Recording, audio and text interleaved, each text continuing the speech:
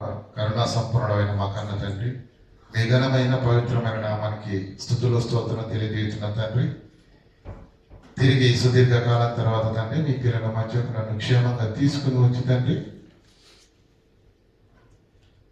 ఈ పిల్లలందరితో కలిసి తండ్రి మిమ్మల్ని తండ్రి అని పిలిచే భాగ్యాన్ని, అవకాశాన్ని ప్రసాదించినందుకు కృతజ్ఞతాస్తులు తెలియజేస్తున్న దేవా, నేను చేసిన పనుల్లోనూ ప్రయాణాల్లోనూ ప్రయత్నాల్లోనూ తండ్రి మీకు కృప నడుపుదల తండ్రి నాకు అనుగ్రహించి అన్ని విషయంలో వెన్ను తట్టి ప్రోత్సహించి తండ్రి నన్ను బలపరిచి నడిపించినందుకు తండ్రి మీకు కృతజ్ఞతాస్తులు తెలియజేస్తున్న దేవా.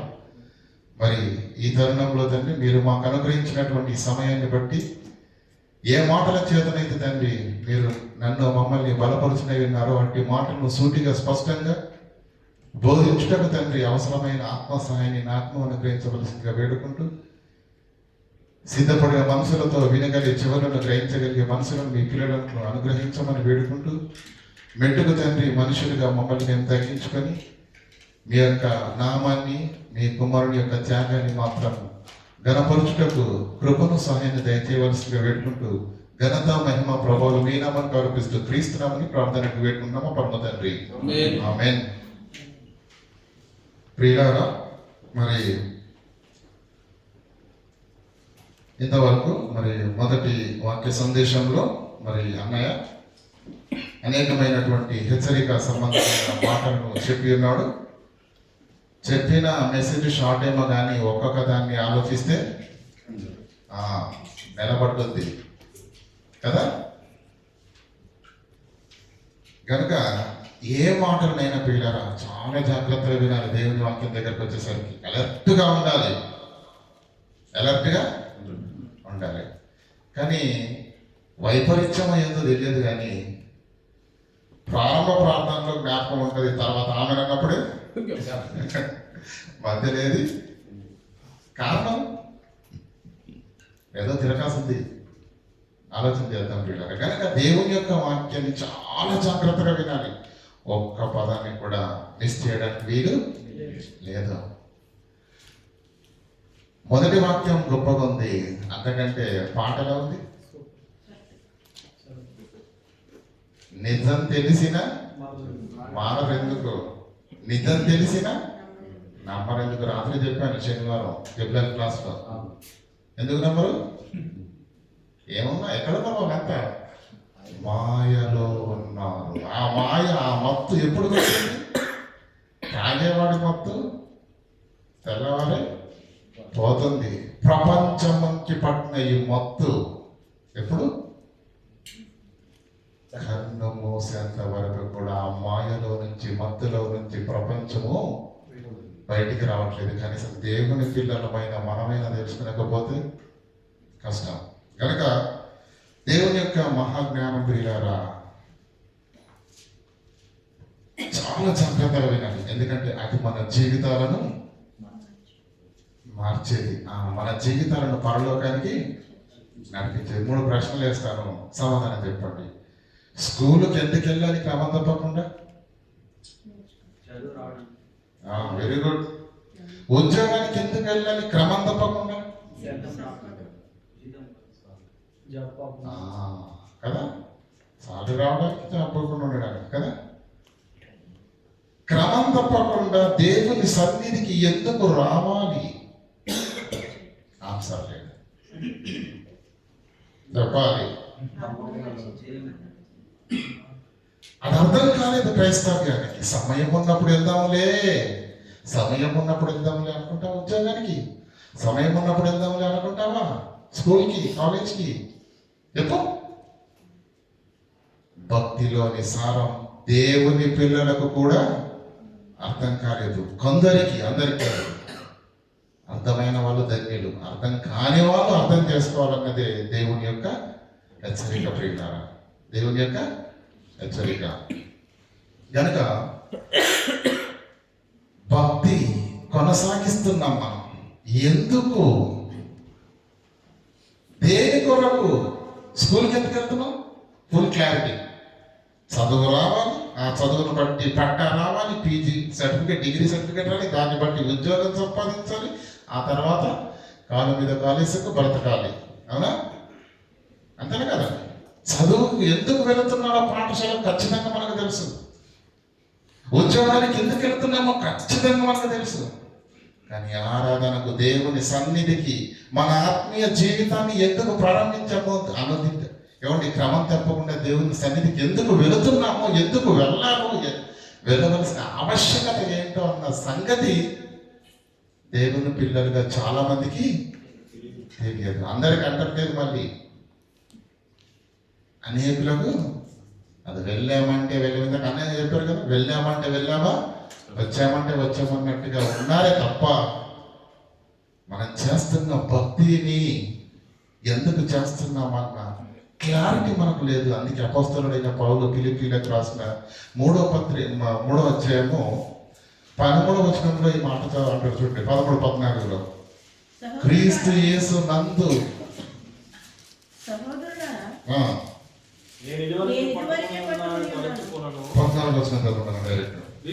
క్రీస్తు యేసు నందు నేను ఎందుకు భక్తి చేస్తున్నానో తెలుసా? పౌలు చెప్తున్నాడు ప్రపంచానికి. నేను ఎందుకు భక్తి చేస్తున్నానో తెలుసా? నేను ఎందుకు నాకున్న సమస్తాన్ని పెంటతో ఎంచుకున్నానో తెలుసా? వాటన్నింటికి ఎందుకు విడిచిపెట్టనో తెలుసా? కారణం ఒకటే, క్రీస్తు యేసు నందు దేవుని ఉన్నతమైన పిలుపునకు కలుగు బహుమానమును, నిత్య జీవమును పొందటానికి, అది పొందటానికి నేనేం చేస్తున్నాను? గురి వద్దకే. మన భక్తిలో ఆ గురుందా? చెప్పండి, మన భక్తిలో ఆ గురుందా? లేకపోతే కష్టం.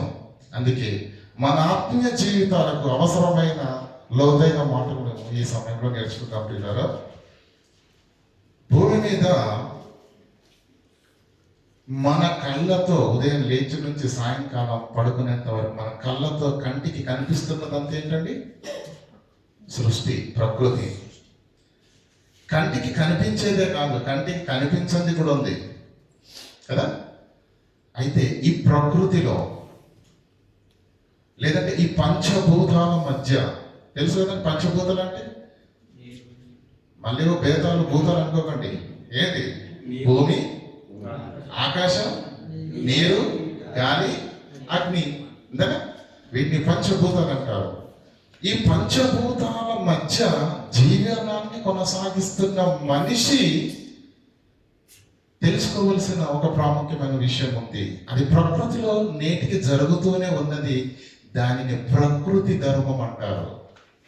ఏంట ప్రకృతి ధర్మము అంటే, ఏదైనా సరే సహజ సిద్ధంగా తనంతట తాను జరిగిపోవడం. దాన్ని ఏమంటారు? ప్రకృతి. మీకు అర్థం కావడం చెప్తాను ప్రియులారా. విత్తనం భూమిలో వేశారనుకోండి, మొలకెత్తుతుందా కదా? మన దగ్గర ఉన్నాయి, మన ఇంటికాడ ఉన్నటువంటి మొలకలు ఉంటాయి కదండి. వరి పంటలు మనం పొలం వేసుకునే ఉంటాయి కదా, వాటికి మనం ఏం చేస్తాం? ఎరువుల మీద ఎరువులు వేస్తాం. కాబట్టి పర్వతాలలో మొలుస్తున్న చెట్లకు ఎవరు ఎరువు వేస్తున్నారు? అవి పెరుగుతున్నాయి లేదా? ఇవి పెరుగుతున్నాయి, అవి పెరుగుతున్నాయి. నువ్వు ఎరువులు వేయడం వల్ల కాస్త బలంగా పెరుగుతున్నాయేమో, అవి మాత్రం పెరగకుండా మాత్రం ఆగట్లేదు. పెరుగుదల, ఎదుగుదల అనేది మాత్రం ఆగడం లేదు. ఎందుకు ఆగడం లేదు తెలుసు అంటే, అది ప్రకృతి ధర్మం. కాలాన్ని బట్టి చూస్తే ఖచ్చితంగా మొక్క, భూమిలో పడిన మొక్క అది మొలకవ్వాలి, మొక్క అవ్వాలి, వృక్షంగా మారాలి, మారుతుంది. అది ప్రకృతి ధర్మం. ఎదగాలి అంతే. ఎదుగుతుందా లేదా? పక్షులు అలాగే, మనుషులు కూడా. ఏమండి, పుట్టిన బిడ్డ ఎన్ని కేజీలు ఉంటాడండి? 3, 2, 4, 5. 10 ఏళ్ళ తర్వాత 3 కేజీలు ఉంటాడా? చెప్పండి. ఖచ్చితంగా ఉంటాడు. 20 ఏళ్ళ తర్వాత ఉంటాడా? ఉండడా? మన ఇంట్లో ఏమండి హార్లిక్స్లు, క్యారెక్స్లు, బూస్టులు పెట్టేశారనుకోండి పిల్లలకి, కాస్త బొద్దుగా తయారవుతారు. పేదవాళ్ళలో పోషకాహారం అనేది సరిగా లేనప్పుడు కూడా ఎదుగురా.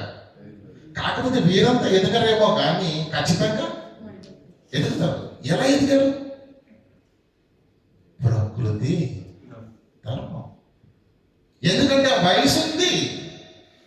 పుట్టిన ఆ బిడ్డకు 10 సంవత్సరాల వయసు ఉంది కనుక ఖచ్చితంగా ఎంతో కొంత ఎదగాలి, ఎదిగి తీరాలి. ప్రకృతిలో మన కళ్ళ ముందు సమస్తము ప్రకృతి ధర్మము చొప్పున ఎరువు వేసినా వేయకపోయినా, పోషకాహారం ఉన్నా లేకపోయినా తనంతట తాను ఎదుగుతూ తన ఉన్న స్థితిలోనే ఉండిపోకుండా ఎదిగిపోతున్నా ప్రకృతిలోని పదార్థాన్ని చూస్తున్న పంచభూతాల మధ్య బ్రతుకుతున్న మనిషి, క్రైస్తవుడా, ఆత్మీయ జీవితాన్ని ఆరంభించిన దేవుని కుమారుడా, నీ ఎదుగుదల ఎంతవరకు కొనసాగింది? ఏ ఎదుగుదల? శరీరం పెరిగింది కదా. అయితే ఆత్మీయ జీవితంలో ప్రారంభించి ఎంతకాలం అయ్యింది? ప్రకృతిలో వేసిన మొక్క మొలుస్తుంది కదా. ప్రకృతి ధర్మానుసారంగా సమస్తము కాలాన్ని బట్టి చూస్తే ఎదుగుతున్నప్పుడు, పెరుగుతున్నప్పుడు, అది ఉన్న స్థితిలో నుంచి అభివృద్ధిలోకి వెళ్ళిపోతున్నప్పుడు ఆత్మీయ జీవితాన్ని ప్రారంభించి ఒక్కొక్కరు ఆలోచించండి, ఎంతకాలం అయింది? 30, 20, 15, 40 ఏళ్ళ విశ్వాస జీవితాలను లేదంటే ఆత్మీయ జీవితాలను ప్రారంభించిన మనలో 40 ఏళ్ళైనా ఎదుగుదల లేదంటే, 40 ఏళ్ళైనా ఎదగలేదంటే ఎటు వెళ్ళిపోతుంది మన ఆత్మీయ జీవితం? అర్థమవుతుందా మీకు? పిల్లలు ఎదుగుదల, మనుషులు ఏమిటి, పక్షుల గురించి వద్దండి, జంతువుల గురించి వద్దు, వృక్షాల గురించి వద్దు, మన గురించి ఆలోచిద్దాం. మనం ఎదిగామా లేదా? ఎదిగామా? మీకు అందరికీ బాగా అర్థం కావడానికి మంచి ఎగ్జాంపుల్ చెప్తాను. ఎందుకంటే అందరి జీవితాల్లో జరిగిన లైవ్ ఎగ్జాంపుల్ చెప్తేనే మనం కరెక్ట్గా కనెక్ట్ అవుతాం. అవునా కదా? పిల్లలుగా మనం చిన్నప్పుడు స్కూల్కి వెళ్ళామా? స్కూల్కి వెళ్ళినప్పుడు ఏమండి, మన పరిస్థితుల్లో ఉండే విద్య వేరు. కానీ ఇప్పుడు కిండర్ గార్డెన్స్ అనేటివి ప్రారంభమైనాయి. ఏంటంటే కిండర్ గార్డెన్స్, నర్సరీస్ అంటారు. ఇంకా మన ఏమండి, మన పల్లెటూరులో అంగన్వాడీ అంతేనా? ఇక్కడ ఏం జరుగుతుంది? 3 పాఠశాలలో అయితే ఏం జరుగుతుంది? పిల్లలు చిన్నవాళ్ళు గనక, వాళ్ళ మెదడు చిన్నది గనక, రాబోయే దినాల్లో వాడు విద్య నేర్చుకోవాలి అంటే వాడికి ఏం చేయాలి? ఇప్పటి నుంచే అలవాటు చేయాలి. ఏమండి, నర్సరీ, కిండర్ గార్డెన్స్ కదండి, అదే కదా. ఇంకా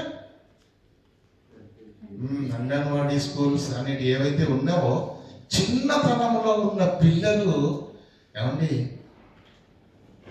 1-2 తరగతి చదివేవాడు స్కూల్కి వెళ్ళమని ఏడుస్తాడేమో కానీ ఈ అంగన్వాడీలో చదువుకునేవారు, నర్సరీలో చదువుకునే పిల్లలు మాత్రం అస్సలు ఏడరండి. మీకు తెలుసలేదు, అస్సలు ఏడరు. కారణం అక్కడికి వెళ్ళిన తర్వాత వాళ్ళకు స్కూల్ లేదు. మీకు తెలుసలేదు. టీచర్ ఏం చేస్తుంది తెలుసా? అందరి దగ్గర కూర్చోబెట్టి అందరికి బిస్కెట్లు ఇచ్చి, టీచర్ ఇలా అటు నుంచి ఇటు, ఇటు నుంచి అటు కదులుతూ, అంటే డ్యాన్స్ మాదిరిగా లేదంటే 1-2 అంకెలు నేర్పిస్తున్నట్టుగా ఏదో చిన్న పిల్లలకి. ఎందుకంటే ఆ వయస్సుకు, ఆ బాల్య దశకు అర్థం కావాలి, అలవాటుగా ఆడుతున్నట్టుగా ఉండడానికి టీచర్ వారిని ఇలా ఆడిస్తూ పాడిస్తూ ఏమండి మధ్య మధ్యలో చాక్లెట్స్, బిస్కెట్స్ ఇస్తా ఉంటే ఏమండి ఎందుకెళ్ళరు? అలా నెమ్మదిగా అలవాటు చేస్తారు. ఎల్కేజీలోకి వెళ్ళగానే ఏం చేస్తారు? ఎల్కేజీకి వెళ్ళగానే పిల్లరా అప్పుడు చాక్లెట్స్ ఉండవు, బిస్కెట్స్ ఉండవు. నెమ్మదిగా ఎదుగుతున్న కొద్దీ ఉంటుందండి, అన్ని కట్ అయిపోతాయి. మీరు బాగా ఆలోచించండి. స్కూల్కి వెళ్ళిన ప్రారంభ దినాల్లో పలకంటాం కదండి. తెలుగు మీడియం అయితే ఏ అక్షరాలు పెట్టిస్తారండి? ఇంగ్లీష్ అయితే ఎన్ని అక్షరాలు పెట్టిస్తారు? అయితే చెప్పండి. 4 రాస్తారన్నా? ఫస్ట్ 2. తెలుగైతే ఎంత ఉండదండి బాగా, అంతేనా? మొదటి అక్షరం సగం, రెండో అక్షరం సగం. ఆ రెండు అక్షరాలకే పలక నిండిపోద్ది. ఎందుకంత పెద్ద సైజు? ఆ వయసుకు, ఆ బిడ్డకు అదే అర్థమవుతుంది కనుక మీరు ఆలోచించారో లేదు, ఫస్ట్ పెన్నుతో రాశారండి ఏ పిల్లలను? ఎందుకు? అది పసి హృదయం, తప్పటడుగు వేసే హృదయం, తప్పు చేసే హృదయం కాబట్టి తప్పుగా రాసిన చెరిపి చెరిపి రాయటానికి వీలు ఉండటానికే దాని పేరు చాక్పీస్ అన్నారు, దాని పేరు బలపం. తర్వాత ఏమైంది? పెన్సిల్. దానికి వెనకతలు ఉంటుంది చిన్న తోక, ఏంది రైజర్ కదా. పెన్సిల్తో రాసినా కూడా కొన్ని తప్పులు పోతాయి కనుక ఏం చేస్తారు? మళ్ళీ అక్కడ కూడా అక్కడ నుంచి పెన్నుతో ఒకసారి రాసామంటే దాన్ని మనం చెడపలేని స్థితి ఉన్న పెన్నును పట్టి కూడా ఎన్ని అక్షరాలు తప్పులు లేకుండా రాస్తున్నాం అండి ఈరోజు. ఎన్ని అక్షరాలు రాస్తున్నాం చెప్పండి? ఎన్ని అక్షరాలు రాస్తున్నాండి? చిన్నప్పుడు కొండ పలక మీద 2 అక్షరాలు కదా. ఈ రోజు ఈ ఒక్క పేజీలో 100 అక్షరాలు ఉన్నాయి. ఎన్ని ఉన్నాయి? 100 అక్షరాలు కూడా తప్పు లేకుండా, అచ్చు పొల్లు పోకుండా రాయగలిగే స్థితిలోనికి నీవు నేను అందరము విద్యా విధానంలో ఎదుగుతున్నప్పుడు, భౌతిక శరీరంలో ఎదుగుతున్నప్పుడు, ప్రకృతిలోని పంచభూతాల మధ్య పదార్థం అంతా కాలానుగుణంగా ప్రకృతి ధర్మాన్ని అనుసరించి ఎదుగుతున్నప్పుడు ఈ పంచభూతాల మధ్యలో ఉన్న దేవుని కుమారుడవైన నీవు ఆత్మీయ జీవితాన్ని ఆరంభించి 10 సంవత్సరాలు దాటిపోయినప్పుడు నువ్వు ప్రారంభించిన నాడు ఎలా ఉంది నీ ఆత్మీయ జీవితము? ఎన్ని సంవత్సరాలు గడిచిన తరువాత నీలో ఎదుగుదల ఎంతగా ఉంది? ఒకవేళ ఆ ఎదుగుదలే లేకపోతే, ఆ మార్పే నీలో రాకపోతే, ఆ ఫలింపే నీలో లేకపోతే, ఎవరు వేసిన విత్తనం వేసినట్టుగానే 30 ఏళ్ల క్రితం వేసిన విత్తనం వేసినట్టుగానే ఉంటే అది ఉందా, చచ్చిందా? చెప్పండి. ఎరువు ఉన్నా లేకున్నా ఎదుగుతున్నాయి లేవా మొక్కలు? ఏమంటే పోషకాంశం ఉన్నా లేకున్నా మానవ శరీరాలు ఎదుగుతున్నాయి లేవా? వారి వారి స్థాయిని బట్టి. మరి మన ఆత్మీయ జీవితం అది ఎదిగిందా లేదా? అది ఎక్కడ ఆగిపోయింది? మనసును పెడుతున్నారండి ఆలోచన. నిజం చెప్పినా నమ్మరెందుకు?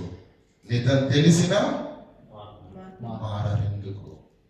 మాయలో ఉన్నాం ఇంకా. సమయము కొంచెమే ఉంది, సమయము కొంచెమే ఉందని వల్లిస్తున్నాం. ప్రారంభ శతాబ్దంలో అపోస్తలుడైన పౌలు చెప్పిన మాట ఆయన చెప్పి ఇప్పటికి ఎంతకాలం అయిందండి? 2000 సంవత్సరాల క్రితమే బహు కొంచెంగా ఉన్నదండి. ఇప్పుడు ఉందా అసలు టైం? కానీ మనకి ఎక్కడ ధైర్యం అండి? ఆత్మీయ జీవితాలు ఏమైపోతాయో ప్రియులారా, కన్ను మూస్తే మన ఆత్మీయ జీవితాలు ఏమైపోతాయో, కన్ను మూస్తే మన ఆత్మలు ఏ ప్రియులారా పాతాల అగ్ని గుండానికి చేరిపోతాయన్న భయము, చింతన లేకుండా ప్రియులారా బతికిపోతున్నాం. మనకు తెలివి ఉందనుకుంటున్నారా? స్పృహ ఉందని మీరు అనుకుంటున్నారా ప్రియులారా? మాయలో ఉన్నాం. ఆ మాయలో నుంచి బయట పడిన వాళ్ళే మహా భక్తులు. ఒక పౌలు కానీ, పేతురు కానీ, యోబు గారు కానీ లోక సంబంధంగా ఎన్ని బాధలు వచ్చినా, ఎన్ని శ్రమలు వచ్చినా వాటికి లొంగకుండా దేన్ని విడిచిపెట్టలేదు వాళ్ళు? భక్తిని, విశ్వాసాన్ని విడిచిపెట్టకుండా వాళ్ళు ముందుకెళ్ళారంటే దాని అర్థం ఏంటో తెలుసా? ముందున్నదేంటో వాళ్ళ కళ్ళకు కనబడుతున్నది కనుక గురి యొద్దకు పరిగెత్తవలనని కురుపులతో శరీరం అంతా నాశనమైపోయిన యోబు గారు కూడా దేక్కుంటూ పాక్కుంటూ గురి యొద్దకు వెళుతున్నాడే తప్ప వెనక్కి తిరిగి చూడలేదు. మన ఆత్మీయ జీవితంలో ఏం జరుగుతుంది? సమయం ఉంటే వస్తున్నాం, లేదంటే అది కూడా లేదు. భక్తి పరమార్థం ఏమర్థమైంది ఈరోజు క్రైస్తవులకు? ఆలోచించండి ప్రియులారా. భక్తి పరమార్థము ఏమైంది? ఏమర్థమైంది? ప్రియులారా, అపోస్తలుడైన పౌలు అదే హెబ్రీలకు రాస్తూ వేదనతో మనందరినీ ఆలోచింపచేసి ఒక అద్భుతమైన మాటను రాసిన చూడండి. హెబ్రీలకు రాసిన పత్రిక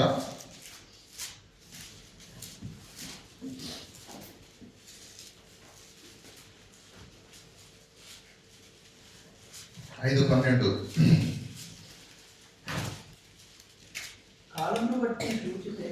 కాలమును బట్టి చూచితే ప్రకృతిలో ప్రతిదీ ఎదుగుతుంది కదా. మొక్కలు, పక్షులు, జంతువులు సమస్తము ప్రకృతిలో ఉన్న పదార్థం అంతా సృష్టి ధర్మాన్ని అనుసరించి ఎదుగుతున్నామా లేదా? కాలాన్ని బట్టి చూస్తే కదా. కానీ ఆ ఎదుగుదల దేవుని పిల్లలలో లేదన్న సంగతిని గ్రహించిన దైవ సేవకుడు అపోస్తలుడైన పౌలు సంఘాన్ని గద్దిస్తూ హెచ్చరిస్తూ మాట్లాడుతున్న మాట, కాలమును బట్టి చూస్తే మీలో ఎదుగుదల లేకుండా ఆగిపోయింది. ఆత్మీయ స్థితిలో ఎదుగుదల లేదు. మీరు బోధకులుగా ఉండవలసిన వారై ఉండగా దైవోక్తులలో మొదటి మూల పాఠములను ఒకడు మీకు మరలా అంటే అవి కూడా గుర్తులేవన్నమాట. అంతే. కాలమును బట్టి చూస్తే ఇప్పటికి మీరు ఏ స్టేజ్ లో ఉండాలి? బోధకులుగా ఉండాలి. కానీ ఏ స్టేజ్ లో ఉన్నారు? దైవోక్తులలో మొదటి మూల పాఠములను మళ్ళా వేరొకరు వచ్చి చెప్పాలి అంటే ఏ స్థితిలోనికి దిగదారిపోతున్నారో ఆలోచించండి. ఇది హెబ్రీ సంఘానికి రాస్తున్న మాట మాత్రమే కాదు, ఇది ఖచ్చితంగా మనందరి జీవితాలకు అనువదించుకోవాల్సిన అవసరత ఉంది. మీరు పాలు త్రాగవలసిన వారే గాని ఎవరు? కాలమును బట్టి చూస్తే ఎలా ఉండాలంట అంటే ఇంచుమించు ఎంత వయసు ఉందని చెప్పండి. మన నాలెడ్జ్ కోసం చెప్పండి సార్. 30-40 ఏళ్ళున్న వాళ్ళ గురించి ఏమంటున్నాడు పౌలు గారు? మీరు పాలు తాగవలసిన వారే గాని బలమైన ఆహారము తినగల వారు కారు. 40 ఏళ్ళు పాలు తాగుతాడు అన్నది ఏంటండి? బలమైన ఆహారం పసిబిడ్డ పాలు తాగి అరిగించుకునేది పసిబిడ్డ కదా. కానీ 40 ఏళ్ళ ఆత్మీయ జీవితాలలోనికి కూడా ఎలా ఉందని స్థితి? పాలు తాగవలసిన వారే కానీ బలమైన ఆహారము తినగలవారు కారు. మరియు పాలు తాగు ప్రతి వాడును అంటే ఆత్మీయ స్థితిలో ఎదగలేని వాడు 40 ఏళ్ల జీవితము 30 ఏళ్ల విశ్వాస జీవితాలను ప్రారంభించి కూడా ఏ ఎదుగుదల లేకుండా ఉన్న వాళ్ళందరూ కూడా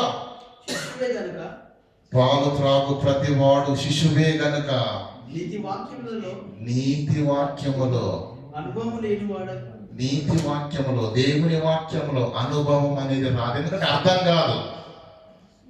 ఏమండి అర్థమవుతుందండి? స్కూల్కి వెళ్ళినప్పుడు ఏ 2 అక్షరాలు పెట్టించారండి? ఎన్ని రోజులు పెట్టిస్తారు చెప్పండి?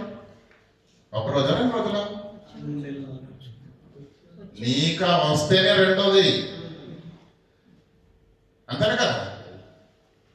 ఏమండి వస్తేనే రెండోది. మీరు పాలు త్రాగు ప్రతివాడు శిశువే కనుక నీతి వాక్య విషయంలో వాళ్ళు వస్తేనే ఇల్లు అది రాలేవనుకో అల్లోనే ఉండిపోతాం. పాలు తాగవలసిన వారే మీరు అన్నాడు అంటే 40 ఏళ్ళ కాలమును బట్టి చూస్తే బోధకులుగా ఉండవలసిన వయసుగా ఉన్న వారు ఎలా ఉన్నారట? పాలు తాగే వయసు వలె ఉన్నారంటే దాని అర్థం ఏంటి? ఎదిగారనే? ఎదగలేదు. అలాంటి వాళ్ళు నీతి వాక్య విషయములో అలాంటి వాళ్ళకు గొప్ప గొప్ప మహాజ్ఞానం ఇందులో ఉన్నది. ఆ మహాజ్ఞాన సంగతులు చెబితే మాకు అర్థం కావట్లేదండి, మాకు అరగట్లేదండి కదా. పిల్లలుగా ఉన్నప్పుడు బిడ్డ జన్మించిన తర్వాత నీళ్లు కూడా అరగవు. అంతేనమ్మా? నీళ్లు కూడా ఫస్ట్ ఈ భూమి మీదకి వచ్చినటువంటి ప్రతి బిడ్డ ప్రతి జీవి తాగవలసింది ఏంటో తెలుసా? కేవలము అమ్మ పాలు మాత్రమే. అవి మాత్రమే జీర్ణమవుతాయి. అంత సున్నితంగా ఉంటది పసిబిడ్డ యొక్క శరీరం. ఆ తరువాత కొంతకాలానికి పెదవుల పైన తడిని పెడతారు, నీటి చుక్కని కదా, అప్పుడు తాగడం ప్రారంభిస్తారు వాళ్ళు. ఏంటి? నీళ్లను. పాలు కంటే ఏమండి సాలిడ్గా ఉంటుంది వాటర్. పాలు అర్గించుకోవడం ఈజీ, నీళ్ళు అర్గించుకోవడమే కష్టం. ఆ తర్వాత నెమ్మదిగా గోరుముద్దలతో స్టార్ట్ చేస్తారు, కాబట్టి ఉప్పు కారం లేకుండా, అంతేనా? తర్వాత నెమ్మదిగా కాస్త ఉప్పు కాస్త కారం కల్పించేసి నెయ్యి కల్పించేసి స్టార్ట్ చేస్తారు. అలా తినడానికి పాలు తాగే పసివాడు 20 ఏళ్ళ తర్వాత ఏం చేస్తాడు? ఎలా ఉంటుంది చెప్పండి? అదే వీడియో రండి, ఇద్దరు కలిసి షరతు కొట్టుకోనట పెళ్లిలో, ఈడో లేక ఆడో లేక రెండు ముందు పెట్టుకొని నీది ముందు అయిపోతుందా నాది ముందు అయిపోతుందని. సింహం కదా మాంసాన్ని పీక్కు తిన్నట్టుగా ప్రియులారా ఇద్దరు కలిసి మేఘం తినేశారు. ఏ స్థాయి నుంచి ఏ స్థాయికి ఎదిగారు ఆలోచించండి. భౌతిక శరీర విషయంలో, మన ఆత్మీయ జీవిత విషయంలో నా ఎదుగుదల లేదన్నది అపోస్తలుడైన పౌలు గారు గుర్తించి సంఘాన్ని హెచ్చరిస్తూ, ఆత్మీయ జీవితంలో ఎదుగుదల ఆగిపోయింది, అది చాలా ప్రమాదం నీకు, అది మీకు చాలా ప్రమాదం, మీకు అర్థం కావట్లేదు. తల్లిని అడగండి చెప్తుంది. 3 నెలల తర్వాత కూడా బిడ్డ 2 కిలోలే ఉందా 3 కిలో ఉందనుకోండి, తల్లి బెంబేలెత్తిపోతుంది, నా బిడ్డ బరువు పెరగట్లేదు, ఉంటాడా చస్తాడా, గుండెలు బాదుకుంటూ ఆసుపత్రికి వెళ్తుంది. అవునా కాదమ్మా చెప్పండి? అదే 2 ఏళ్ల తర్వాత ఆ బిడ్డ బరువు పెరగకపోతే, భౌతిక శరీరంలో ఎదుగుదల లేకపోతే, దాని అర్థం ఏంటో తెలుసా? ఆ బిడ్డ బ్రతకదు. ఆత్మీయ జీవితాలు ప్రారంభించి ఎంతకాలమైంది, ఏ ఎదుగుదల ఉందో లేదో అన్న సంగతి వివేచన ఆలోచించకుండా నిమ్మకు నీరెత్తినట్టుగా కేవలం వస్తున్నాం వెళ్ళిపోతున్నామే తప్ప ఏ ఆలోచన లేకుండా బ్రతుకుతుంటే, మరణం అనేది ఒక రోజు మనల్ని పలకరిస్తే ఏం సమాధానం చెప్తారు చెప్పండి? ఇందాకన్నా చెప్పాడు కదా, నిత్య జీవము సంపాదించుకోవాలంటే వెనకున్న వాటిని మరిచి, పౌలేం చేశాడు? సమస్తముని విడిచిపెట్టి పెంటతో ఎంచుకున్నాడు. మనం సమస్తాన్ని విడిచిపెట్టి పెంటతో ఎంచుకుంటామా? చెప్పండి. పెంట మీద కూడా ఏదైనా మనకు పనికొచ్చి వస్తుంది అనుకో, శుభ్రంగా తీసుకొచ్చి ఇంట్లో పెట్టేసుకుంటాం. అంటే మీకు అర్థం కావడానికి పోలిక చెప్పాను. మనం మారవలసింది ఇంకా చాలా ఉంది ప్రియులారా. చదవండి. వయసు వచ్చిన వారు అభ్యాసము, అంటే ఎదిగిన వారు, ఆత్మీయ జీవితంలో, భౌతిక జీవితం గురించి కాదు ఇక్కడ మాట్లాడుతున్నది, ఆత్మీయ జీవితంలో ఎదిగిన వారు, అభ్యాసము చేసిన వారు, మేలేదో కీడేదో వివేచించుటకు సాధనము చేయబడిన జ్ఞానేంద్రియములు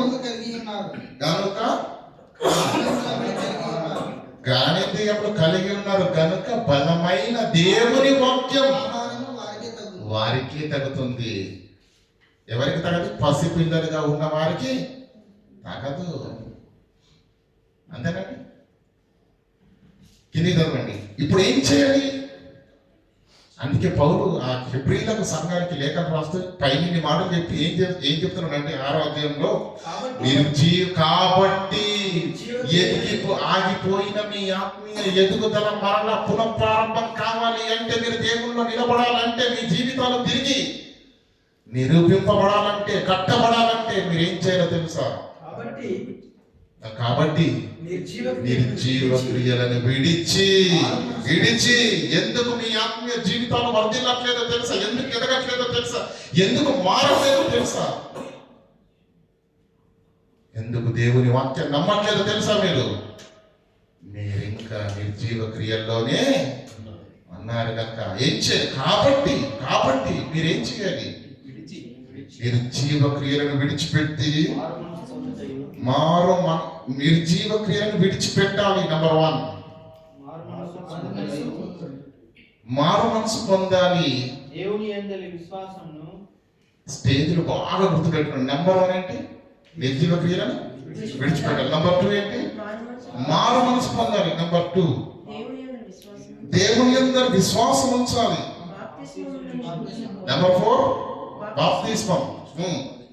తర్వాత హస్త నిక్షేపమును, మృతుల పునరుత్థానము, నిత్యమైన పునాది అను నిత్యమైన తీర్పు అను పునాది మరలా వేయక.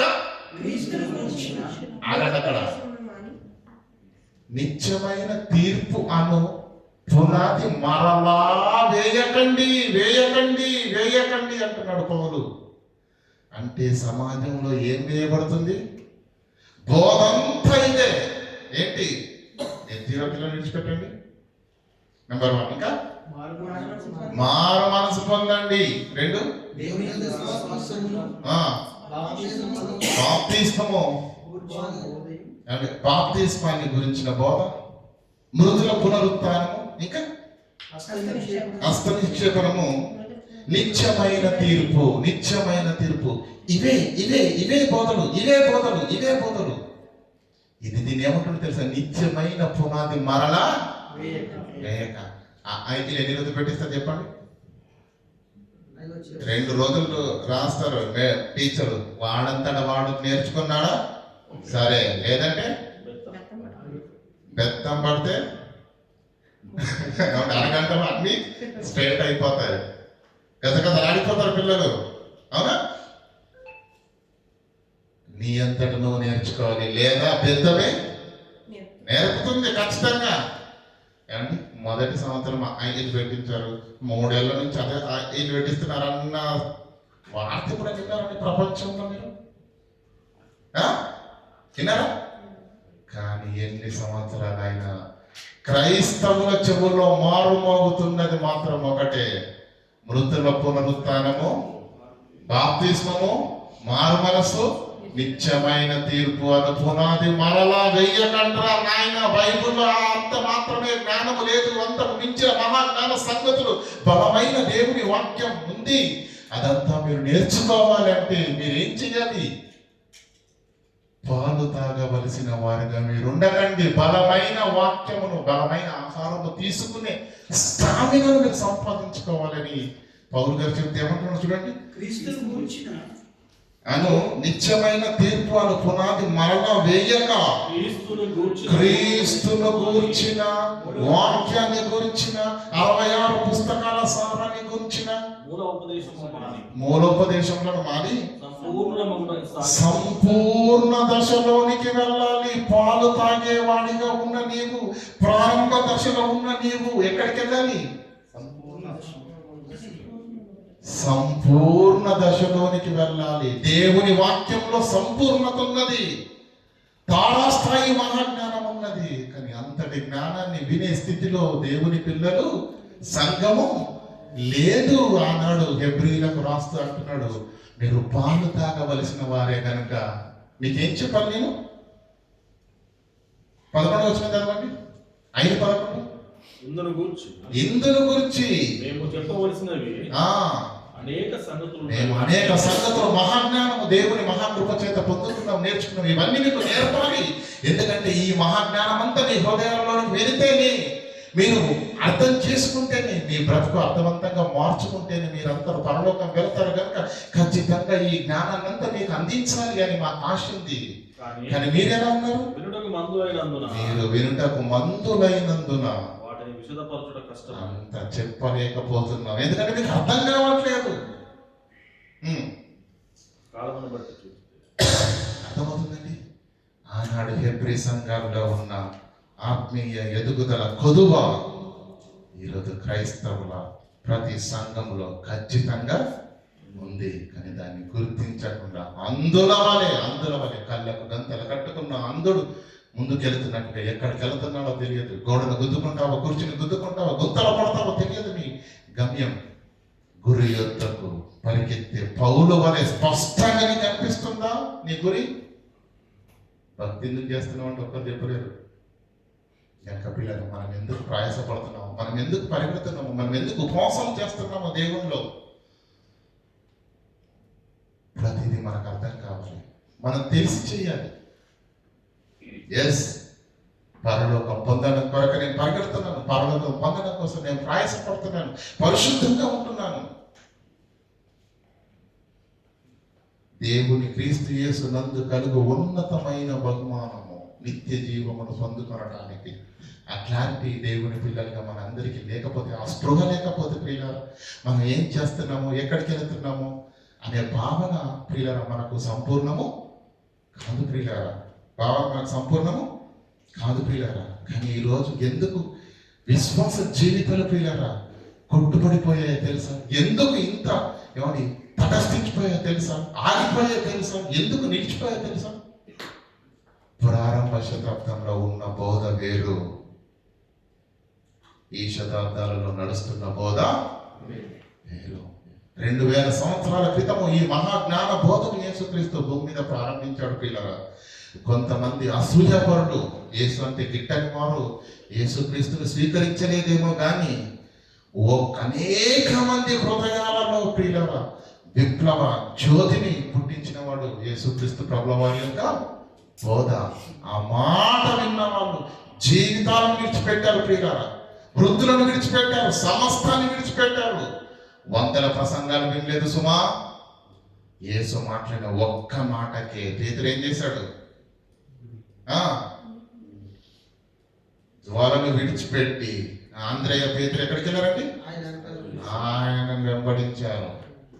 యాకోబు యోహాను దోణిలో జీతగాండ్ర యొద్ద తమ తండ్రిని విడిచిపెట్టి ప్రభువు పిలుస్తున్నాడు, వెళ్ళాలి. ఒక్క మాటకే మారిపోయారు, ఒక్క మాటకే ప్రభావితులైపోయారు. వాళ్ళకేమర్థమైంది? ఎన్ని మాటలు వింటున్నా మనం ఏ చలనం లేకుండా బ్రతుకుతున్నామంటే స్పృహలో ఉన్నామని మీరు అనుకుంటున్నారా? చెప్పండి, స్పృహలో ఉన్నామని మీరు అనుకుంటున్నారా? ఎదుగుదల ఆగిపోయి చాలా కాలమైంది. ఎందుకంటే యేసుక్రీస్తు ప్రభువుల వారు ప్రారంభించిన ఈ జ్ఞాన బోధ వలన ప్రపంచంలో అనేకులు ప్రభావితమై మహాభక్తులుగా మారిపోయినప్పుడు ఈరోజు అవే మాటలు ఎందుకు ప్రజలను ప్రభావితం చెయ్యలేకపోతున్నాయో తెలుసా? ప్రారంభ శతాబ్దానికి ఈ శతాబ్దంలో జరుగుతున్న బోధ కంప్లీట్ గా మారిపోయింది. ప్రారంభ శతాబ్దంలో ఎలా ఉంది బోధ చూద్దాం. మత్తయి సువార్త 7వ అధ్యాయం 28-29 వచనాలు.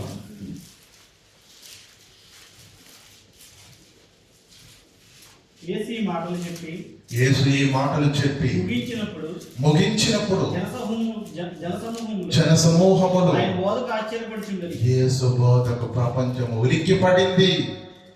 యేసు బోధకు జనసమూహాలు ఆశ్చర్యపడ్డారు. కారణం, అంతవరకు భూమి మీద బోధకులు లేరా? యాజకులు లేరా? శాస్త్రులు, పరిశీలి లేరా? వారు ప్రతి విశ్రాంతి దినమందు దేవుని మన సమాజ మందిరాల్లో, దేవాలయములు దేవుని వాక్యమును ప్రకటించువారు కారా? వాళ్ళు బోధిస్తలేరా? ప్రజలు వింటలేరా? వింటున్నారు. కానీ వారి బోధ ఎలా ఉంది? వారి బోధ వేరుగా ఉంది.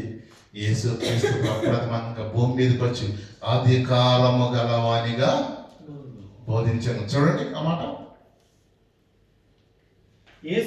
యేసు ఈ మాటలు చెప్పి ముగించినప్పుడు జనసమూహము ఆయన బోధకు ఆశ్చర్యపడుచుండిరి. ఎందుకంటే ఆయన వారి శాస్త్రుల వలె కాక అధికారము గలవాని వలె అధికారంతో బోధించాడు, గద్దించాడు. అంతేనా? అధికారంతో బోధించాడు, గద్దించాడు. ఈ సమాజాన్ని హెచ్చరించాడు. మీ బ్రతుకులు మార్చుకోవాలి, మీ జీవితాన్ని మార్చుకోవాలి. ఇది జీవితం కాదు, రాబోయే జీవితం కొరకు మంచి పునాదిని మీరు వేసుకోవాలని సూటిగా స్పష్టంగా కళ్ళ ముందు ఉన్న వస్తువులను చూపించి కంటికి కనిపించని పరలోక వైభవాన్ని ఆయన బోధలో మాట్లాడుతున్నప్పుడు ప్రియులారా విన్న వాళ్ళంతా ఆకర్షితులయ్యారు. యేసు బోధకు వారందరూ, ఆనాటి కాలంలో ఉన్న వారందరూ దేనిని బట్టి ఆకర్షితులయ్యారు చెప్పగలరా? వెరీ గుడ్, దేవుని మాటలను బట్టి. ఆ దేవుని మాటలలో ఏముంది? ఈనాడు దేవుని మాటలు చెబుతున్న భక్తుల బోధలో ఏముందో మీకు అర్థం కావాలి ప్రియులారా. ఆనాడు జరిగింది బోధే, ఈనాడు జరిగింది బోధే. ఆనాడు యేసు బోధలో ఏముందో తెలుసా? దేనిని బట్టి ప్రభావితమయ్యారు తెలుసా? ప్రజలంతా ఆశలు తీర్చే బోధ అని చెప్పాడు. అవసరాలు తీర్చే బోధకు వాళ్ళు ప్రభావితులయ్యారా? చెప్పండి. ఆశలు తీర్చే బోధన, అవసరాలు తీర్చే బోధన, ప్రలోభాలు పెట్టే బోధ వల్ల ప్రభావితులయ్యారా ప్రారంభ శతాబ్దంలో ఉన్నవారు? అధికారము గలవానిగా బోధించాడు. పరలోకమందున్న తండ్రి నాకు చెప్పింది మీకు చెబుతున్నాను, మీరు వినాలి. ఈ జీవితం శాశ్వతము కాదు, ఈ లోకము శాశ్వతము కాదు, మనది ఈ లోకము కాదన్న సంగతి దేవుని పిల్లలుగా భూమి మీదకి వచ్చిన మీరందరూ మరిచిన వారు కనుక మరిచిన మీ అందరినీ మరలా జ్ఞాపకము చేసుకుని తండ్రి తన యుద్ధకు పిలుచుకొని రమ్మన్నాడు కనుక ఆ వార్తను మీకు చేరవేయడానికి వచ్చాను. లాలన మాటలు చెప్పడానికి కాదు, ప్రలోభాలు చెప్పడానికి కాదు, ఆశలు పెట్టడానికి కాదు, అవసరాలు తీరుతాయని చెప్పడానికి కాదు, అధికారము గలవానిగా బోధించడం. ఆ బోధకు ప్రభావితులయ్యారు ఆనాడు. ఈనాడు కూడా బోధ జరుగుతుందా లేదా? మరి ఈరోజు బోధ ఎలా ఉంది? 2 తిమోతికి రాసిన పత్రిక 4వ అధ్యాయం 3వ వచనం చదువుకుందాం.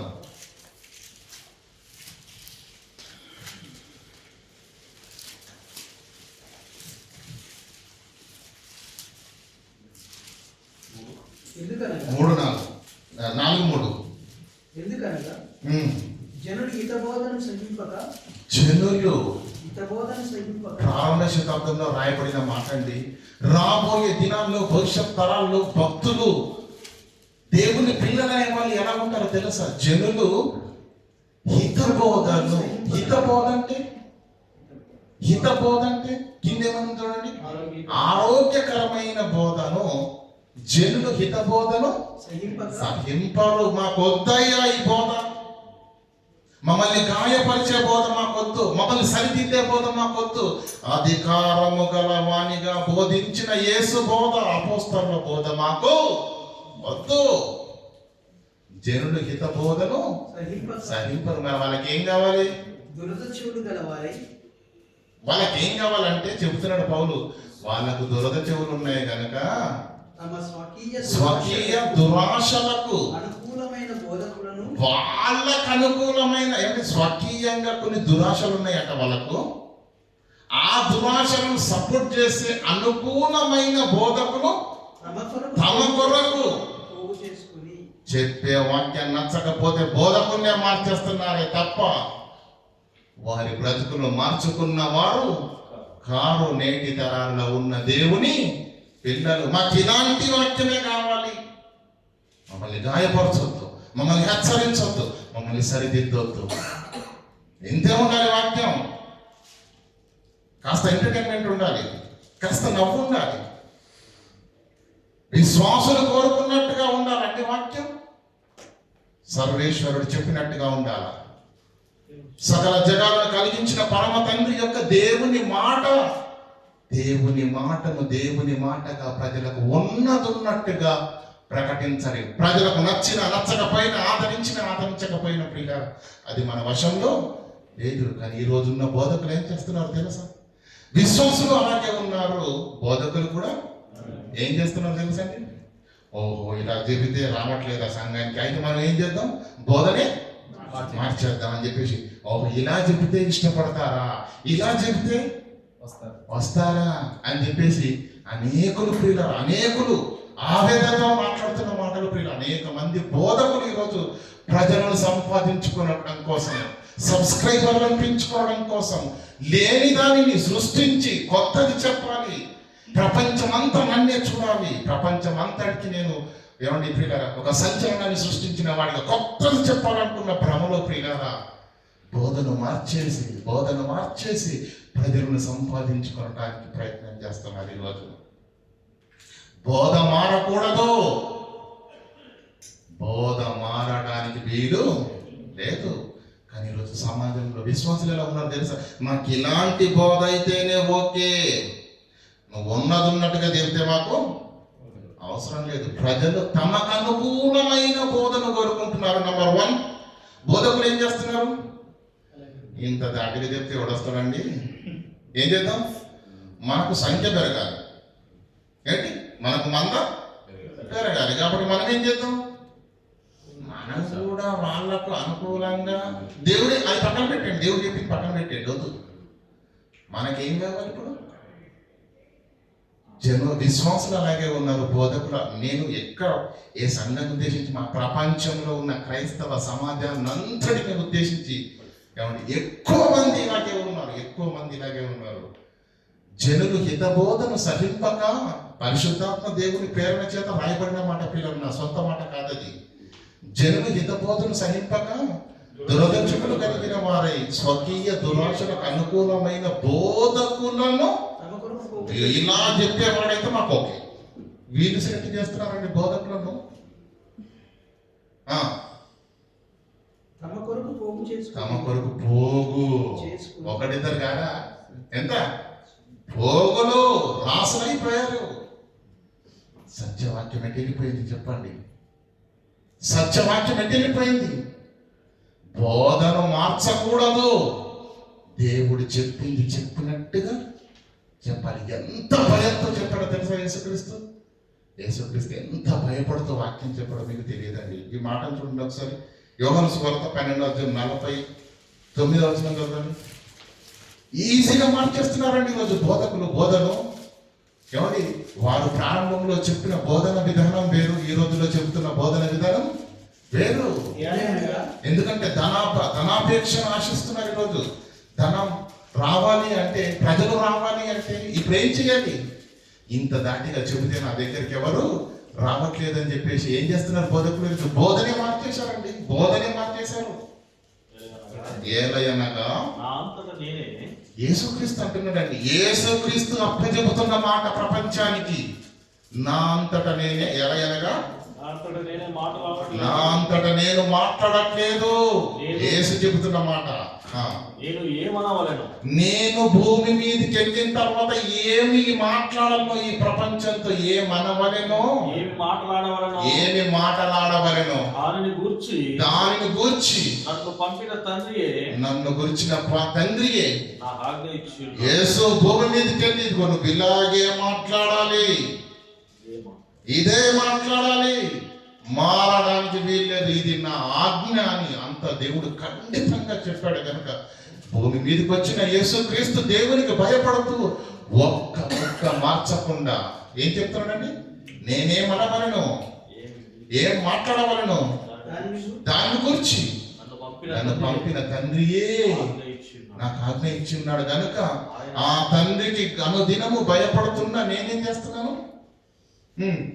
మరియు ఆయన ఆజ్ఞ నిత్య జీవమని. యేసు ఎందుకు ఆజ్ఞను మీరట్లేదు? యేసు ఎందుకు బోధన మార్చట్లేదు? తండ్రి ఇచ్చిన ఆజ్ఞ ఏదైతే ఉందో ఆ ఆజ్ఞ నిత్య జీవమని నేను ఎరుగుదును గనుక దాంట్లో ఏది కలపను, ఏది తీయను.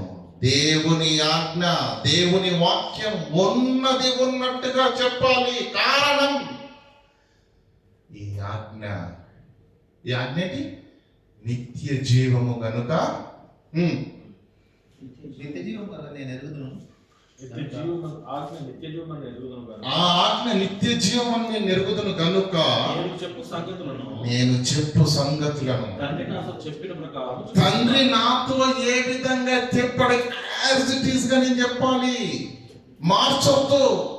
మారితే ఈ ఆజ్ఞ నిత్య జీవం అన్న సంగతి మరిచిపోయి బోధను మార్చితే నిత్య జీవం వెళ్ళవలసిన ఆత్మలన్నీ ఎక్కడికి వెళ్తాయి?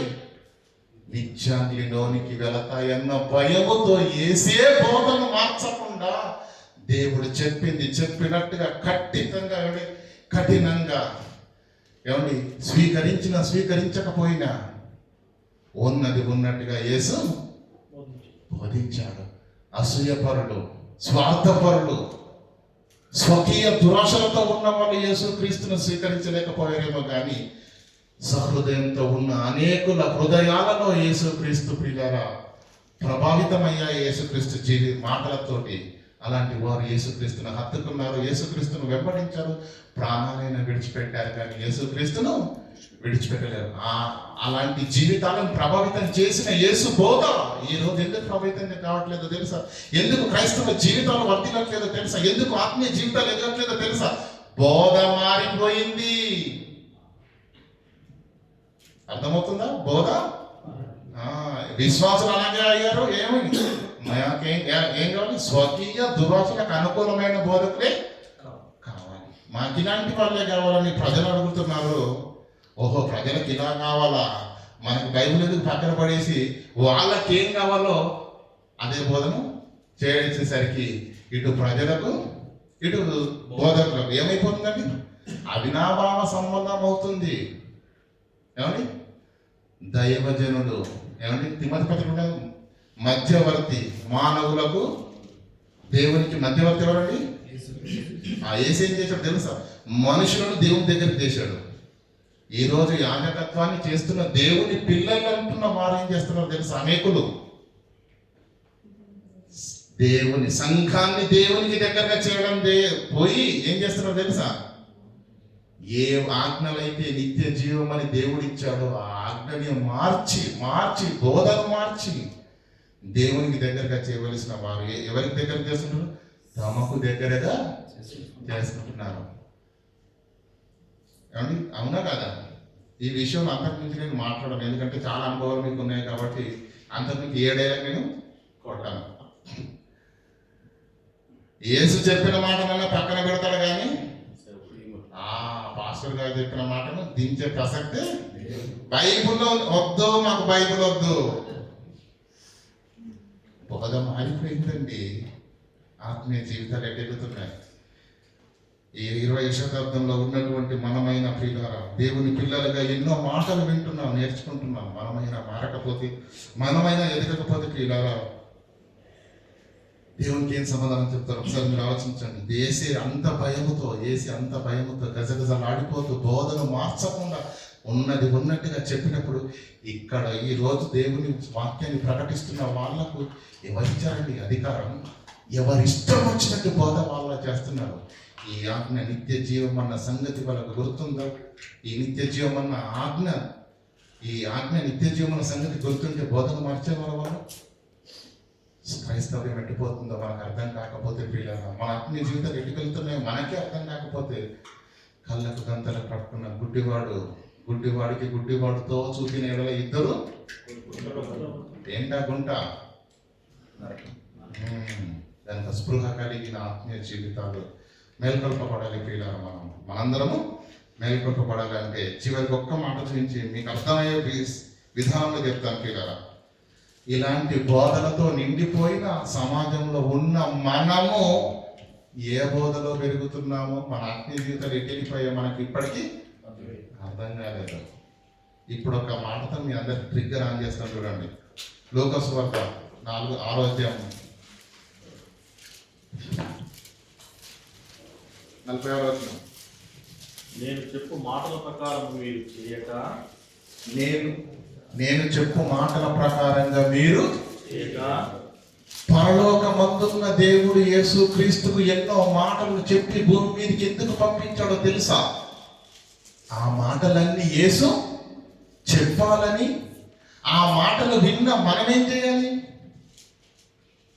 కానీ క్రైస్తవులు ఏం చేస్తారు? మీరేం చెప్పండి. క్రైస్తవులు ఏం చేస్తారు?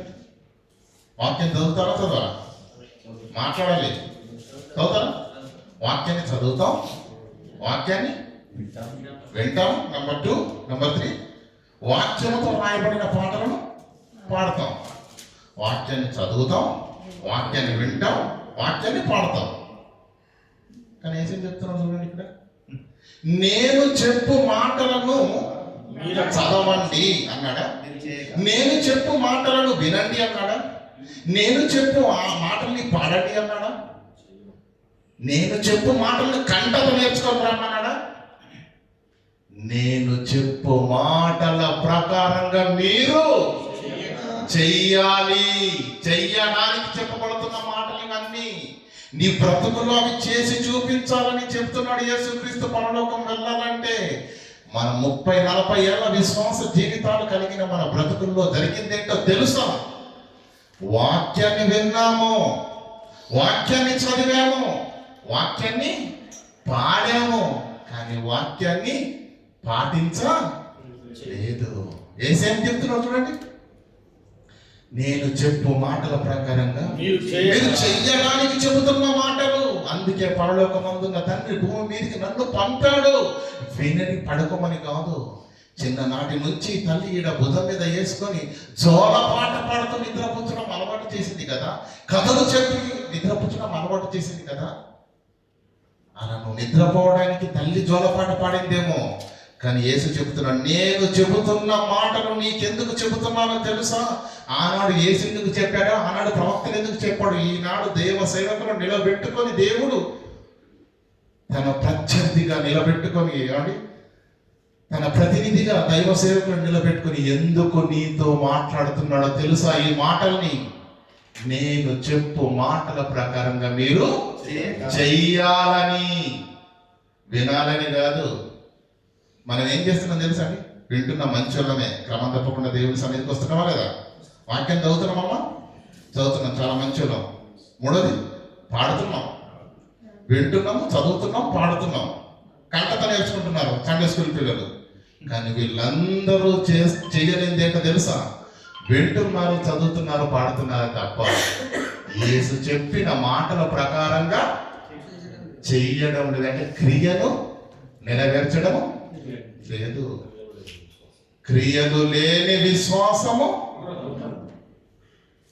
40 ఏళ్ళ మన విశ్వాస జీవిత చరిత్ర చెప్పాలి. నిజం చెప్పండి, ఎన్నిసార్లు చదివారంటే ఏం చెప్తారన్నా? అన్న ఎన్నిసార్లు చదివారు? 4, 5, 10 సార్లు. Very good. ఎన్నిసార్లు వాక్యం విన్నారు? 100 సార్లు విన్నాము. ఎన్నిసార్లు పాటలు పాడు? ఆ వేరల్లో ఉంటాయి మన పాటలు. గుడ్. పాటల్లో స్కోర్ ఉంది, చదవడంలో స్కోర్ ఉంది, కంటత నేర్చుకోవడంలో స్కోర్ ఉంది. క్రియలో 0. యాకోబుకు రాసిన పత్రిక 2:20 మనకు తెలుసు కదా మాట ఏముంది? క్రియలు లేని విశ్వాసం 40 ఏళ్ళ మన భక్తి జీవితం 0. పరలోకానికి రావాలంటే ఏం చేయాలో తెలుసా? సింపుల్ గా చెప్పాడు యేసుక్రీస్తు, నేను చెప్పు మాటల ప్రకారంగా మీరు చేయండి. క్రైస్తవ్యం చేస్తున్న తప్పేంటో తెలుసా? వింటున్నారు వాక్యాన్ని, చదువుతున్నారు వాక్యాన్ని, పాడుతున్నారు వాక్యాన్ని, కానీ వాక్యాన్ని యేసు చెప్పినట్టుగా క్రియ చేయట్లేదు. క్రియలు లేని విశ్వాసము నిష్ఫలమైనది, మృతం. అది మృతం. కార్యం మొదలు పెట్టాలి. దేవుని కొరకు 30 ఏళ్ళలో ఏం చేశాడు? ఇది నేను దేవుని కొరకు చేశానని చెప్తాడు. క్రియ ఉందా? ఒక్క క్రియ కూడా లేదు పిల్లలు, ఒక్క క్రియ కూడా లేదు. కనుక క్రియలు లేని విశ్వాసము మృతం. ఆ మృతమైన విశ్వాస జీవితాలను 30 ఏళ్ళ నుంచి ఉన్నాం, 40 ఏళ్ళ నుంచి ఉన్నాం, 25 ఏళ్ళ నుంచి ఉన్నాం. ఏం ఉపయోగం చెప్పండి? ఏ రోజైనా మారాలి. ఏం కావాలో తెలుసా? యవ్వన కాలమందు కాడిపోయిన నరునికి మేలు. ఇది యవ్వన కాలం, పని కాలం, దేవుని కొరకు కార్యాలు చేసే కాలం, పడుకునే కాలం కాదు. పడుకునే కాలం కాదు. యవ్వన బిడ్డలుగా ఉన్న మనం అందరూ ప్రియులరా ఒక్కొక్కరం నడుం కట్టాలి. ప్రతి సత్కార్యానికి మనం అందరము చేయగలిసి ముందుకు వెళ్ళాలి. సత్కార్యాలలో ప్రియులరా మనం లేము. క్రియలలో మనం రిజల్ట్ ఎత్తుంది 0. అంతేనా? క్రియలు లేని విశ్వాసం 0. అంటే దేర్ఫోర్ మన స్కోర్ ఏం లేదు కాబట్టి మన విశ్వాసం ఏంటి? 0. కనుక పరలోకం చేరాలంటే యేసుక్రీస్తు ఏం చెప్పాడు? మనకు తెలిసిన మత్తయి సువార్త 7:22 ఏమంటది? పరలోకమందున్న తండ్రి చిత్త ప్రకారంగా భూమి మీద నెరవేర్చువాడే, క్రియను చేయువాడే, ఆత్మను సంపాదించేవాడే, సువార్తను చేయువాడే. పనులు జరగాలంటే, క్రియ జరగాలంటే 1 చేయుత కావాలి, 2వది ప్రార్థన చేయాలి. పని చేసి ప్రార్థించాలి. మనం పని చేయం, నిలబడం, ఉండి ప్రార్థన చేస్తే పనులు ప్రియులారా. ప్రియులారా, ఇండియా ప్రాంతానికి వెళ్ళిన తర్వాత అనేక డబ్బులు కుటుంబంలో ఖర్చు పెడుతున్నప్పుడు ఒక వేదన ప్రారంభమైంది. దేవుని కొరకు కూడా ఏదైనా చేయాలి కదా. ఒక్కడిగా చేయాలంటే సభలు అంటే సామాన్యమైన విషయం కాదు. నేను ఆర్థికంగా మరి బలహీన పడిపోయిన సంగతి మీలో చాలా మందికి తెలుసు. అయినప్పటికీ దేవుని కొరకు చేయాలని పట్టుదలతో దేవుని ముందు భారంగా ప్రార్థన చేశాను. తండ్రి, చెయ్యాలన్న ఆశ మాత్రం ఉంది, కానీ నాకు చేయుతనిచ్చే సహకారం లేదు. దయతో కృపతో నన్ను జ్ఞాపకం చేసుకుని తండ్రి నన్ను బలపరచని దేవునిలో ప్రార్థనలో ఉన్నప్పుడు ముందుగా నాకు చేయుతనిచ్చింది మా అన్నయ్య మరియు సంపూర్ణ కుటుంబం. అలాగే సహోదరుడు అన్న రవి గారు, మన ఆత్మీయ సహోదరుడు అనిల్ ఇక్కడి నుంచి ఆర్థికంగా తమకు తోచిన సహాయాన్ని ప్రకటించి నా తోబుట్టువులు సంపూర్ణ కుటుంబం నిలబడి, ఇదిగో మేము ఉన్నాం, మేము ఇది చేస్తాం, ప్రార్థనలో ఉన్నాను. నేను నడుకట్టను తండ్రి, నేనైతే ఇంతవరకు చేయగలను, కానీ మిగతా దాన్ని చేసే సామర్థ్యము నా దగ్గర లేదు. దయతో నన్ను జ్ఞాపకం చేసుకుని తండ్రి ప్రార్థించాను, నడుం కట్టి ప్రార్థించాను. సహకారం వచ్చేసింది ప్రియులారా, సహకారం వచ్చేసింది. డిచ్పల్లి కేఎంఆర్ గార్డెన్లో 2 రోజులు డాక్టర్ కె సత్యసాగర్ గారితో అద్భుతమైనటువంటి మరి మీటింగ్లు జరగడం జరిగింది ప్రియులారా. అద్భుతమైన వాక్యాన్ని అందుకున్నారు వచ్చిన వాళ్ళు. క్రియలు జరగాలి, క్రియలు లేని విశ్వాసం మృతము. మన జీవితాల్లో 20-30 ఏళ్ళ భక్తి జీవితాలను కలిగామే తప్ప మన జీవితాల్లో క్రియ అన్నదే జరగలేదు. క్రియ మాత్రం వద్దు మనకు. మన శరీరం ఒప్పుకోదు, మన మనసు ఒప్పుకోదు దానికి. నో, క్రియ వద్దు. మాటలు కోటలు దాటిపోతాయి, కానీ క్రియలు మాత్రం గొప్ప దాటదు. అట్టి విశ్వాస జీవితాలు మనకు ప్రయోజనకరమైనవి కౌప్రియురాలు. చలి చీమలు అన్నీ కలిసి పామునే మట్టు పెట్టాయట. చలి చీమ ఎంత ఉంటుంది? ఇంత ఉంటుంది. పాము ఎంత ఉంటుందని ఇంత ఉంటుంది. ఈ పామును చంపా ఎలా? ఆ చలి చీమలన్నీ కలిసి ఐక్యంగా. దేవుని పిల్లలమైన మనం కూడా చీమలతో పోల్చబడ్డాం. మరి మనం చంపాల్సిన పామేం పాము? అది పెద్ద పాము. ఏదైనా వాళ్ళు వచ్చింది చూశారు. ఆ సాతాను జయించాలంటే మనమందరము చేయి కలిపి దేవుని నామ మహిమ కొరకు, మనందరి ఆత్మీయ జీవితాలు వర్ధిల్లడం కొరకు, అనేకమైన నూతన ఆత్మలు సంఘంలో రావడం కొరకు, దేవుని కళల్లో ఆనందం చూడడం కొరకు, పాపి మార్పు కొరకు ప్రతి సత్కార్యమును మనము చేయి కలిపి ముందుకు కొనసాగి సంఘముగా మన జీవితాలలో భక్తి జీవితంలో క్రియాఫలము కలిగినటువంటి భక్తిని చేసే దేవుని పిల్లలుగా ఉన్ననాడే మన భక్తికి పరమార్థం ఉంటుంది తప్ప క్రియలు లేని విశ్వాసము వృధం. నీకు విషయం అర్థమైందని అనుకుంటున్నాను. కళ్ళు మూసుకుంటే ప్రార్థన చేసుకుంటాం. కనికరం గల దేవ, కృపోన్నతుడైన మా కన్న తండ్రి, నీ ఘనమైన పవిత్రమైన మహోన్నతమైన నామానికి తండ్రి కృతజ్ఞతాస్తులు తెలియజేసిన తండ్రి, ఈ 21వ శతాబ్దంలో తండ్రి నవీన నాగరికతను సంతరించుకున్న టెక్నాలజీతో తండ్రి పొంగిపోతున్న సమాజంలో ఉన్న దేవుని పిల్లలమైన